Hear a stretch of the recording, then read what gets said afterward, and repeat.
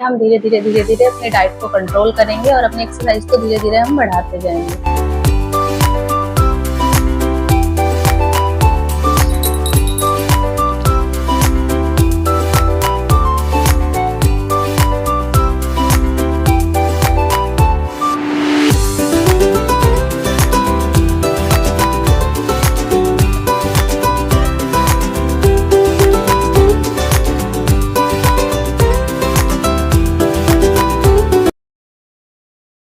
Hello दोस्तों, कैसे हो आप सभी। आई होप आप सब बहुत अच्छे होंगे, हेल्दी होंगे एंड फिट होंगे और आप डेली अपनी एक्सरसाइज वगैरह कर रहे होंगे। तो सुबह सुबह मैं उठ गई हूँ 5 बजे और सबसे पहले मैं पानी को बॉईल कर रही हूँ, क्योंकि मैं गर्म पानी ले रही हूँ, क्योंकि गर्म पानी ठीक रहता है। तो आप गर्म पानी ले सकते हैं या फिर आप कोई भी फैट कटर ड्रिंक ले सकते हैं अगर आपके पास टाइम है। तो मेरे पास फैट कटर ड्रिंक बनाने का टाइम नहीं था, तो मैंने सिर्फ पानी को थोड़ा सा बॉईल किया और उसमें नींबू ऐड किया और मैं बस इसी को ले रही हूँ, क्योंकि टाइम की शॉर्टेज थी, शिबू को स्कूल भेजना था। और उसके बाद मैं आ गई अपनी एक्सरसाइज करने। एक्सरसाइज में मैं सेम अपना डेली जो मैं डेली करती आ रही हूँ वही, बस कभी कभी कोई एक्सरसाइज कर लेती हूँ, कभी कोई सी छोड़ देती हूँ। बस यही पर मेरा सेम रूटीन सेम एक्सरसाइज का है कि हाई नीज करो और ये क्या बोलते हैं इसको,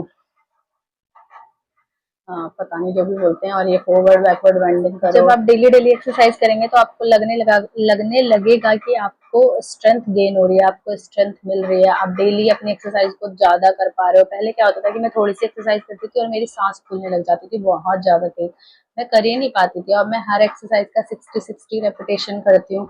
चाहे कोई भी एक्सरसाइज होगी, मैं 60 तो करूंगी और वो भी एक साथ, 20-20 के 3 सेट नहीं, 60 एक साथ लगातार एक ही बार में 60 करो। और छुट्टी सेट बनाने की जरूरत नहीं है, एक ही सेट बनाओ, आप कितने भी एक्सरसाइज ऐड करो, बट आप 60 का रेपिटेशन करते रहो, वो आपके लिए ठीक है। सबसे लास्ट में मैंने सोचा अनुलोम विलोम कर लेते हैं इसको, इससे भी हमें स्ट्रेंथ गेन होती है, इससे हमें लगता है कि हमारी बॉडी में पावर आ रही है, स्ट्रेंथ आ रही है, तो ये बहुत अच्छा होता है, आप इसको भी किया करें। फिर ब्रेकफास्ट की बारी आ जाती है। ब्रेकफास्ट के अभी तो मैं शिबू के लिए बना रही हूँ, तो मैंने रात को भिगोई थी मूंग दाल, बच्चों के लिए भी हेल्दी होती है और हमारे लिए भी हेल्दी होती है, ब्रेक और वेट लॉस में भी अच्छी होती है, क्योंकि प्रोटीन रिच होती है। तो इसमें मैंने एक हरी मिर्च डाली है, थोड़ा सा सेंधा नमक डाला है, थोड़ा सा चाट मसाला डाला, थोड़ा सा हींग डाला है, थोड़े से दाने मैंने इसमें जीरे के डाले हैं और थोड़ी सी हल्दी डाली है। और मैंने इसको सारे मसाले डाल के मैं इसको अच्छे से पीस लाई हूँ। पीसने के बाद फिर मैंने इसको एक बर्तन में ट्रांसफर कर लिया है, क्योंकि उससे तो अब मैं इससे आराम से चीले बना पाऊंगी, इससे मैं अच्छे से मिक्स कर पाऊंगी इसमें। तो शिब्बू को ना मूंग का जो चीला, बेसन का चीला, वो कैसा भी खा लेता है, चाहे उसको प्लेन दे दो चाहे कैसा भी दे दो, बट मूंग का चीला वो खाना बिल्कुल पसंद नहीं करता। और मूंग के चीले में ना एक अजीब सी मतलब पता नहीं आप लोगों को आती है नहीं आती है, मुझे एक अजीब सा आता है, मतलब अजीब सी खुशबू आती है खाते टाइम भी, और मतलब आती है मेरे को।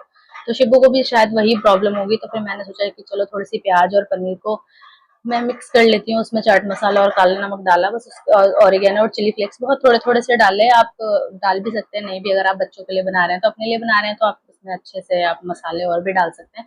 फिर मैंने एक पैन को गर्म कर लिया, उसमें घी लगा लिया और फटाफट उस मूंग दाल के बैटर को मैंने अच्छे से पैन में फैला लिया। और उसके बाद जो भी हमने अपना वो बनाया है, अपना प्याज और पनीर का, उसको मैंने इस चीले के ऊपर अच्छे से स्प्रेड कर दिया, क्योंकि साथ में ये सिक जाएगा। मतलब इसको आप भर के भी दे सकते हैं, पर वो फिर कच्चा कच्चा लगता है, तो खाने में बच्चों को टेस्ट नहीं आता। आप तो कैसे भी, बड़े लोग तो कैसे भी खा सकते हैं, पर बच्चे नहीं खा सकते। इसको आप एक साइड ऐसे स्प्रेड करिए और फिर उसके दोनों साइड से अच्छे से सेक लीजिए, और सेकने के बाद फिर इसको रोल करके और बच्चे को टिफिन में दे दीजिए। तो मैंने उसको ऐसे ही टिफिन में दिया था।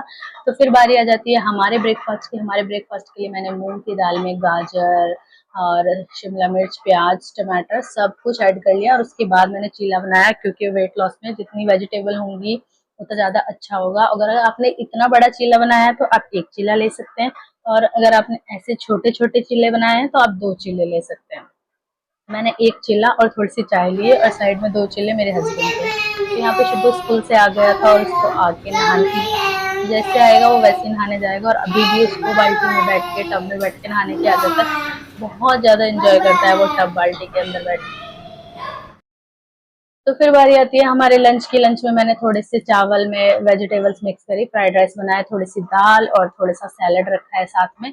छोटी कटोरी मेरे लड्डू गोपाल जी के भोग की कटोरी है, तो वो प्रसाद पाया है मैंने। और शाम के डिनर में हमने ये सोयाबीन को भिगो के रख लिया था, इसको सारी सब्जियों के साथ सौटे कर लिया, और बस ये हमारा था। तो ये सारा मेरा ही नहीं है, ये मेरे और मेरे हस्बैंड हम दोनों ने खाया था।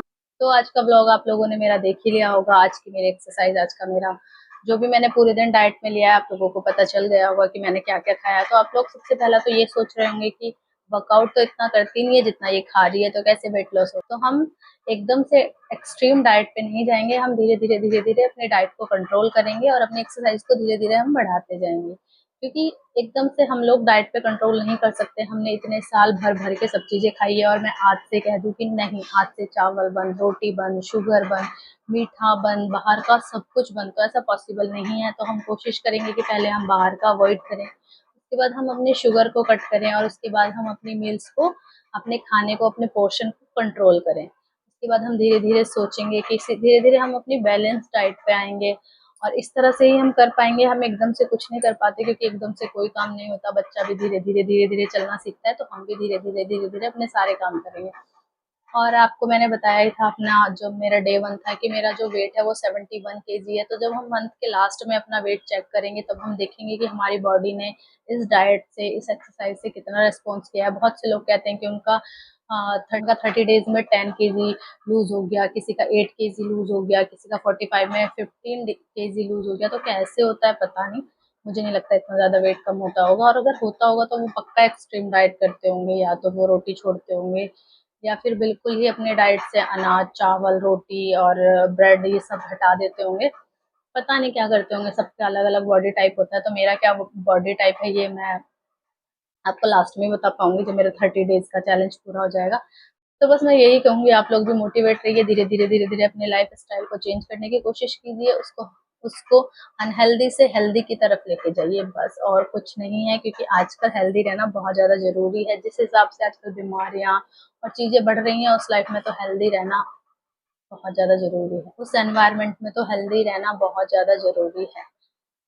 तो चलिए आज का ब्लॉग हम यहीं एंड करते हैं। आज का हमारा था डे 7, तो जो कि पूरा हो चुका है। आज हमारी एक्सरसाइज भी हो चुकी है, वो सब मैंने आप लोगों के साथ शेयर कर ही दी है कि मैंने क्या क्या किया है, क्या नहीं किया, और वो भी मैंने बता दिया होगा कि मैंने कितने रेपिटेशन लगाए हैं और कितनी एक्सरसाइज की है।